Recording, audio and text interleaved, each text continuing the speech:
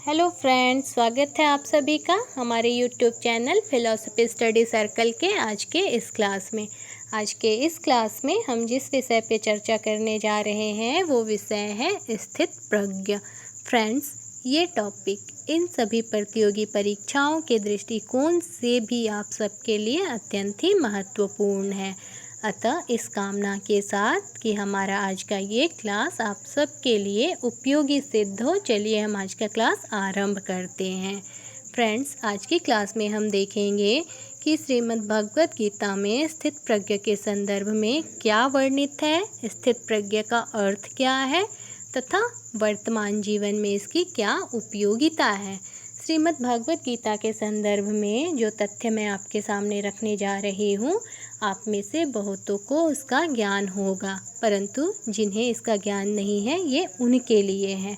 सबसे पहले विवस्वान अर्थात सूर्य देव को गीता की विद्या प्रदान करने हेतु चुना गया। सूर्य सभी लोगों के राजा हैं और राजा प्रजा के रक्षा निर्मित होते हैं। सूर्य देव के द्वारा प्रकाश और ऊष्मा प्रदान करके समस्त लोगों का नियंत्रण किया जाता है। अतः भगवान के द्वारा सूर्य देव अर्थात विवस्वान को अपने प्रथम शिष्य के रूप में चुना गया।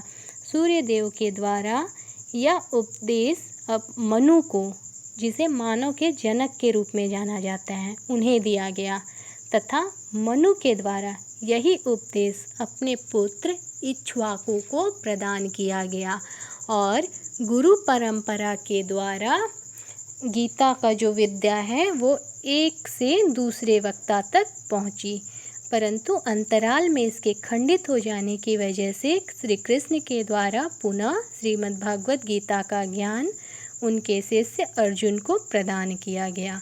अब यहाँ ध्यान दीजिएगा आप लोग कि गीता के जो वक्ता हैं वो श्री कृष्ण हैं, परंतु गीता के जो रचयिता हैं वो वेद व्यास जी हैं।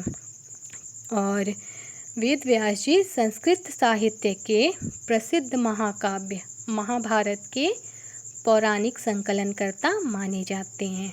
चूँकि श्रीमद् भागवत गीता महाभारत के भीष्म पर्व का ही अंग है, अतः गीता के रचना का श्रेय भी वेद व्यास जी को जाता है। गीता नैतिक सिद्धांतों का सर्वश्रेष्ठ आध्यात्मिक ग्रंथ है। गीता में आत्मा को जानने वाले तथा ईश्वर के साथ ऐक्य स्थापित करने वाले सिद्ध पुरुषों के लिए भिन्न भिन्न नामों का प्रयोग हुआ है, परंतु तत्वतः ये सब एक ही हैं। ये भिन्न भिन्न नाम हैं भक्त, त्रिगुणातीत, ब्रह्मभूत, स्थित प्रज्ञ आदि। अब हम देखते हैं कि श्रीमद् भागवत गीता में स्थित प्रज्ञ के संदर्भ में क्या कहा गया है। तो स्थित प्रज्ञ का साधारण अर्थ है वह व्यक्ति जिसकी प्रज्ञा अर्थात बुद्धि स्थिर हो जाए। स्थित प्रज्ञ क्या है, इस संदर्भ में अर्जुन ने श्री कृष्ण से गीता के दूसरे अध्याय के 54वें श्लोक में पूछा है कि हे कृष्ण, स्थित प्रज्ञ का लक्षण क्या है, वो कैसे बोलता है, उसकी भाषा क्या है, वो किस तरह से बैठता और चलता है। इस श्लोक की पहली पंक्ति में स्थित प्रज्ञ के आंतरिक स्वभाव के बारे में, तो दूसरी पंक्ति में बाह्य जगत में उसका जो स्वभाव और व्यवहार है उसके बारे में जानने की जिज्ञासा है अर्जुन की। तो अर्जुन के इन प्रश्नों के उत्तर के संदर्भ में हम देखते हैं कि श्रीमद् भागवत गीता के दूसरे ही अध्याय के 55वें श्लोक में श्री कृष्ण के द्वारा कहा गया है कि हे पार्थ, जब मनुष्य मनोधर्म से उत्पन्न होने वाली इंद्रिय तृप्ति की सभी कामनाओं का परित्याग कर देता है और इस तरह से विशुद्ध हुआ उसका मन आत्मा में संतोष प्राप्त करता है, तो वो विशुद्ध दिव्य चेतना को प्राप्त करने वाला स्थित प्रज्ञ कहा जाता है। अर्थात ऐसा योगी जो होता है वो सभी इच्छाओं को त्याग देता है, सभी इंद्रियां इसके वश में होती हैं और ये सामान भाव रखने वाला होता है। वैसे सिद्ध पुरुष के संदर्भ में हम देखते हैं कि श्रीमद् भागवत गीता के दूसरे अध्याय के 56वें श्लोक में कहा गया है कि ऐसे सिद्ध पुरुष जो तीनों तापों में होने पर भी, जिन्हें तीनों ताप होते हैं उसके बावजूद भी उनके मन जो होते हैं वो विचलित नहीं होते हैं, वो सुख में प्रसन्न नहीं होते, जो आसक्ति, भय, क्रोध से मुक्त होते हैं वो स्थिर मन वाले होते हैं। और ऐसे योगी जो होते हैं वो भौतिक जगत में न तो शुभ की प्राप्ति से हर्षित होते हैं और न ही अशुभ के प्राप्त होने से उससे घृणा करते हैं। वो पूर्ण ज्ञान में स्थिर होते हैं, वो सभी प्रकार की कामनाओं से ऊपर उठ करके आत्मभाव में संतुष्ट रहते हैं।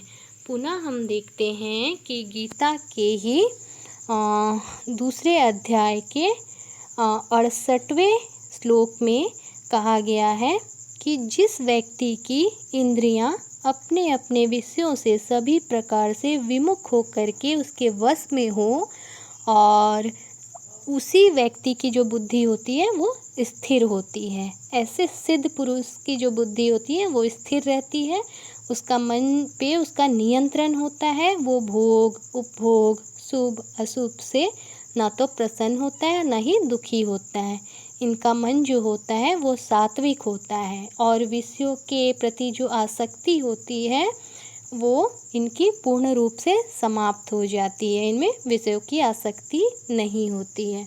पुनः हम देखते हैं कि श्रीमद् भागवत गीता के दूसरे अध्याय के 67वें श्लोक में कहा गया है कि जिस प्रकार पानी में चलने वाली नाव को तेज वायु दूर बहा करके ले जाती है, वैसे ही विषयों में विचलित इंद्रियों में मन जिस इंद्रिय में रमा रहता है वह एक ही इंद्रिय व्यक्ति को, उसके बुद्धि को, व्यक्ति के जो बुद्धि होती है उसको हर लेता है, उसे विफत कर देता है, अर्थात उसके पथ से उसको भटका देता है। तो इस प्रकार हमने देखा कि गीता के दूसरे अध्याय के 67वें श्लोक में कहा गया है कि जैसे तेज वायु नाव को उसकी दिशा से भटका देता है, वैसे ही इंद्रियां जो होती है वो भी व्यक्ति की जो बुद्धि है उसको हर लेती है और उसको विफत कर देती है। इस प्रकार स्पष्ट है कि विषयों से खतरनाक विषयों की आसक्ति होती है और विषयों की आसक्ति का त्याग केवल इंद्रियों के निग्रह से नहीं अपितु मन के निग्रह से होता है। जो व्यक्ति सभी प्रकार के कर्मों को परमात्मा में अर्पित करके सारी आसक्ति का त्याग करके कर्म करता है वो पाप में लिप्त नहीं होता है। इसीलिए श्री कृष्ण ने अर्जुन के माध्यम से सारे संसार को उपदेश दिया है कि पहले ज्ञान के द्वारा बुद्धि को स्थिर करो, फिर बुद्धि ही मन को स्थिरता देगी, जिससे मन इंद्रियों को विषय से वैसे ही खींच लेगी जैसे कछुआ खतरे की आहट मात्र से अपने अंगों को अपने अंदर समेट लेती है। अब हमें देखना ये है कि अर्जुन का जो दूसरा प्रश्न था कि स्थित प्रज्ञ वाले जो सिद्ध पुरुष होते हैं वो कैसे बोलते हैं, कैसे चलते हैं और कैसे बैठते हैं।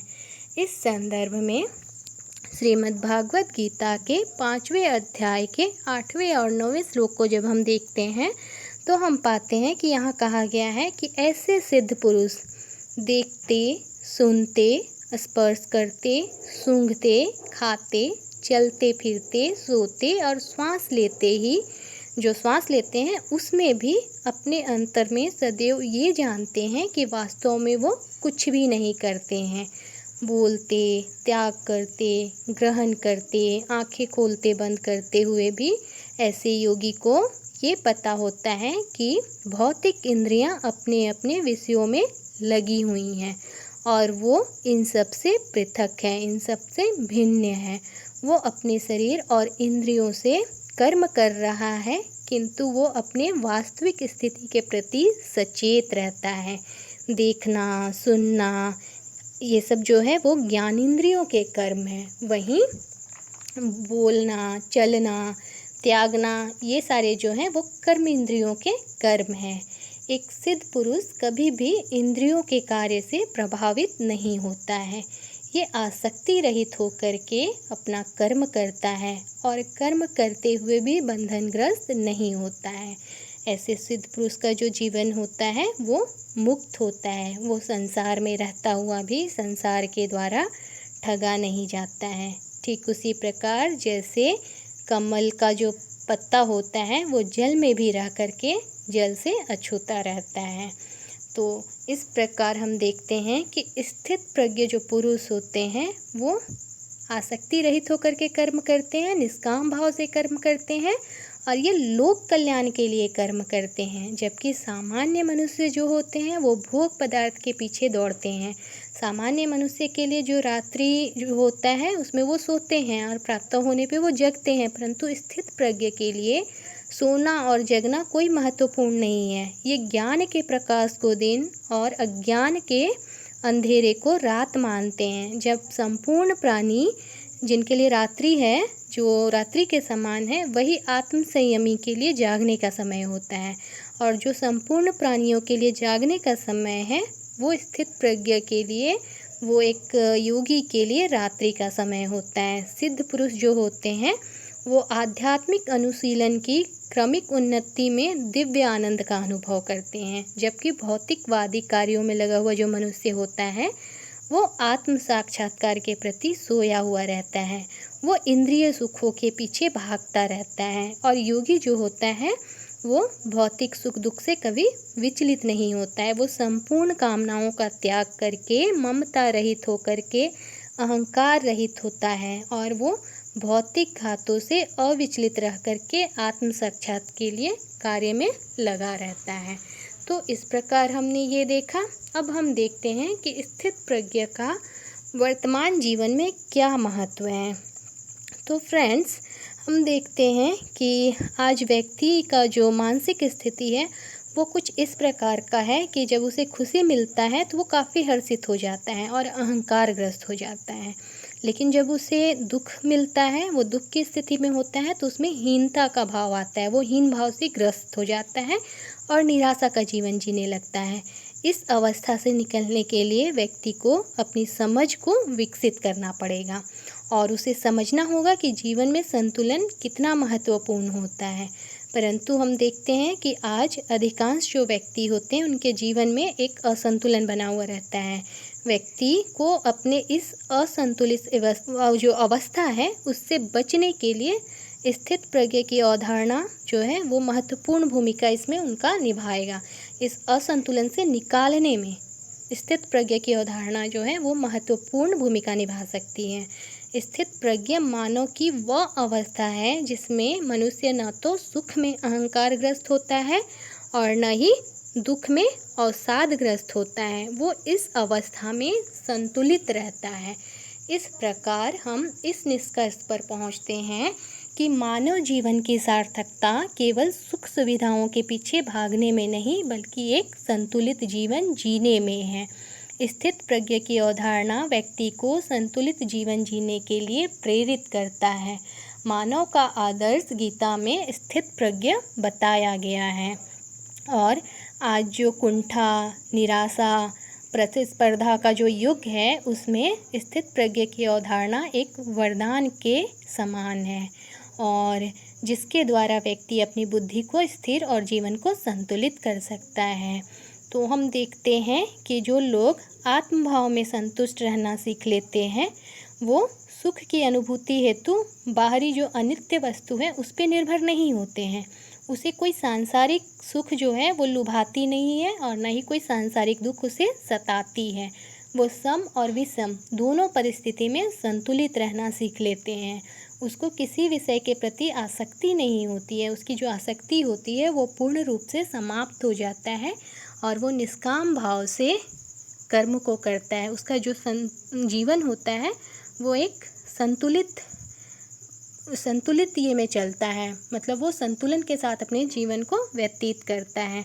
उसे स्वयं को समेटने की शक्ति ही नहीं होती है, उसमें स्वयं को विस्तार करने की भी शक्ति होती है। जब उसे विकास करने का बात आता है तो वो पुरुषार्थ करता है। जब विकास करना हो तो मानव को पुरुषार्थ करना पड़ता है, लेकिन जब वो जो कर्म कर रहा है और उसके फल को पाने की बात आती है, उसके परिणाम की बात आती है, तब उसे आत्मसंतुष्टि का भाव उसमें होना चाहिए। अर्थात उसमें केवल अपने आप को जो विकसित करने का भाव नहीं होना चाहिए, उसमें खुद को समेटने की शक्ति भी होना चाहिए। तो व्यक्ति में स्वयं के विस्तार करने के गुण के साथ स्वयं को समेटने के गुण भी होने चाहिए, बिल्कुल कछुए की तरह। और व्यक्तियों को इंद्रियों को विस्तार में भी लाना चाहिए, कर्म भी करना चाहिए और उसे अंतर्मुखी भी बनना चाहिए। तो इस प्रकार हमने आज की क्लास में स्थितप्रज्ञ की अवधारणा को देखा। अब अगली क्लास में हम नए टॉपिक के साथ फिर से मिलते हैं। तब तक के लिए धन्यवाद।